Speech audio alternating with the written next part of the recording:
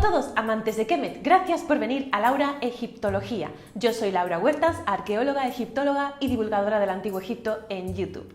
En el vídeo de hoy vamos a responder la pregunta ¿cómo era una casa en el Antiguo Egipto? Y para responder a esa pregunta nos vamos a basar en los restos arqueológicos procedentes de uno de los yacimientos más importantes de Egipto, Deir el-Medina, el poblado de los trabajadores, situado cerca de Medinet Abu, del Valle de las Reinas, en el West Bank de Luxor, donde también hay unas tumbas preciosas, por cierto. Pero bueno, aquí tenemos un poblado egipcio con casas, en total 68 casas, que tienen más o menos la misma estructura, así que gracias a Deir el-Medina podemos decir más o menos cómo era una casa egipcia y qué patrones seguía.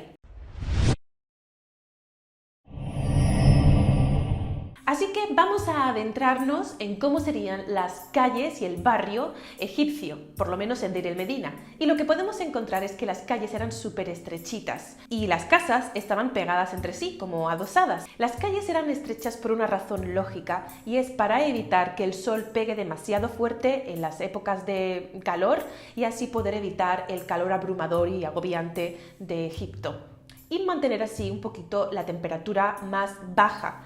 También se cree que entre estas callecitas, entre las casas, se colocaría unas esterillas así en los techos para además evitar que la luz penetrara aún más y mantener más o menos el fresquito. Así que ya que sabemos cómo eran las calles y que las casas estaban pegaditas entre sí, vamos a ver cómo era una casa, de qué material estaba construido. Bueno, las casas estaban construidas de un material que se llama adobe, que es básicamente barro y paja. Y este es uno de los elementos más infravalorados del Antiguo Egipto porque se conoce del Antiguo Egipto los grandes monumentos de piedra, ¿no? Los templos, los obeliscos, las pirámides. Sí, pero en realidad el Antiguo Egipto era la civilización del adobe. Ellos construían todos sus edificios de la vida cotidiana de adobe, inclusive los palacios, pero el adobe es muy fácil de degradar cuando hay humedad y cuando hay algunas lluvias o la inundación del río, y por eso no nos ha quedado tanta información acerca de estos edificios realizados de barro. Los que nos han quedado y que podemos estudiar mucho mejor son aquellos que estaban alejados del río y su humedad. Por ejemplo, las casas de Deir el-Medina o las capillas que encontramos en el West Bank, por ejemplo. Así que encontramos unos muros hechos de barro, por así decirlo, que estaban cubiertos a su vez para poder ponerlo todo bien parejo y luego enlucido de color blanco. Las puertas serían de madera y sobre la puerta nos encontraríamos con un dintel. El dintel estaría hecho en madera o también en algunos casos de piedra y tenían inscripciones pues varias, por ejemplo para decir el nombre del propietario de aquella casa. Es relevante decir que tanto la puerta como el dintel estarían pintadas de color rojo porque los antiguos egipcios creían que el color rojo era un color apotropaico, es decir, protector contra las entidades negativas, para que éstas no entraran en el hogar. Una vez que entramos en la casa, tenemos que acceder a una primera habitación que está un poquito por debajo del nivel del suelo, así que nos encontramos con unas escaleritas, que está formada entre unos 3 o 5 escalones hasta llegar a la parte del suelo. Y aquí encontramos que esta zona es sagrada para el culto y para la protección del hogar y la familia, así que nos encontramos con un altar y con nichos en las paredes para colocar estelas, bustos de antecesores de la familia o también alguna figurilla de alguna divinidad importante. La pared aquí estaba pintada de rojo en 1 metro, un poco más de 1 metro. Ya sabéis por qué, como os he explicado, el rojo es un color apotropaico que repelería a las entidades negativas. El resto de la pared estaría directamente en barro o también enlucida de blanco. Hay que entender que los cultos principales de Deir el-Medina, sobre todo en las casas y en el hogar, va dirigido a divinidades protectoras de la familia, de la fertilidad, de los niños, de las mujeres embarazadas, que son las que eran más vulnerables en esta época.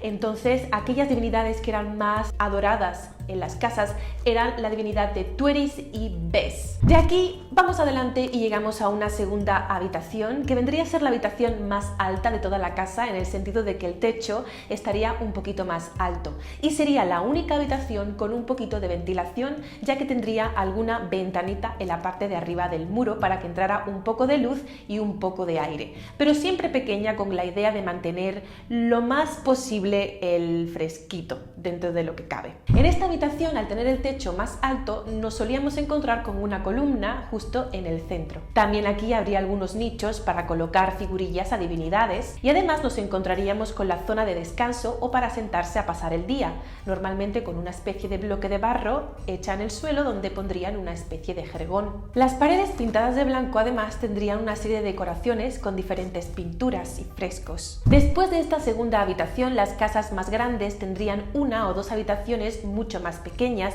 sin ventanas, donde almacenarían cosas, como por ejemplo la propia comida, y tenemos aquí también se almacenarían pues vasijas de cerámica con contenidos dentro. Al final de la casa nos encontramos con lo que es probablemente la parte más importante, que vendría a ser la cocina.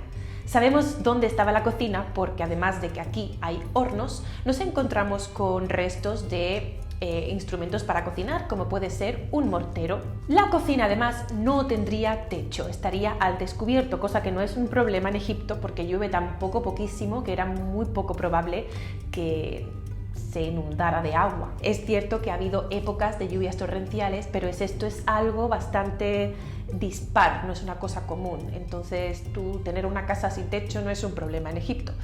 Se llenarían de polvo, evidentemente, pero bueno, son cosas que pasan. De todas maneras, es interesante que no haya techo en la cocina porque ahí hay fuego, entonces cuanto menos nos arriesguemos a que se queme algo, mejor, ¿no? Hay algunas hipótesis que indican que podría haber también azotea en estas casas, es decir, que habría algunas escaleritas que llevarían a la parte de arriba de la casa y ahí a lo mejor incluso se almacenarían algunas cosas, pero el almacenamiento principal de todas las cosas de la casa, sobre todo de todos los temas de alimentos y tal, estaría en una especie de, ¿cómo lo podemos decir?, sotanito que estaba junto a la cocina, excavado dentro del suelo para mantener la temperatura. Sería como una especie de nevera de la época, ecológica y natural. Como veis, las casas entonces eran bastante poco ventiladas y bastante oscuras. Lo de la oscuridad se entiende porque así es como se protegerían del calor.